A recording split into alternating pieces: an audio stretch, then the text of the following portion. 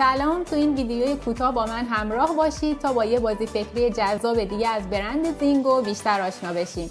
اسم این بازی اپتیکال هست. 2 الی 6 نفر میتونه بازیکن داشته باشه و مناسب بالای 8 ساله. داخل این جعبه قشنگ یه عینک با 3 جفت لنز رنگی، 50 عدد کارت بازی، یه ساعت شنی، یه تاس رنگی، 40 عدد توکن امتیاز، یه مداد و یه دفترچه نقاشی به همراه بروشور بازی وجود داره.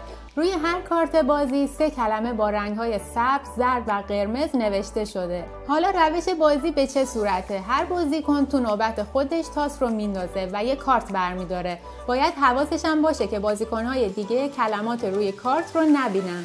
حالا باید عینک بزنه و ساعت شنی رو برگردونه و کلمه همرنگ تاس رو نقاشی کنه.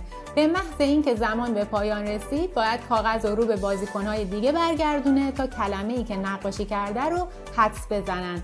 خود بازیکن و اولین نفری که کلمه مورد نظر رو زودتر از همه درست حدس بزنه هر کدوم یک امتیاز میگیرن و اولین بازیکنی هم که امتیازهاش به 15 برسه برنده بازی میشه. بازی فکری اپتیکال علاوه بر سرگرم کردن باعث افزایش و تقویت دقت و تمرکز، سرعت عمل و تعامل اجتماعی هم میشه. این محصول اوایل شهریور ماه با تخفیف خیلی خوب و با قیمت 115,000 تومان تو سایت دیجیکالا موجوده و میتونید تهیه‌اش کنید. مرسی که همراه هم بودید. تو ویدیوی بعدی میبینمتون.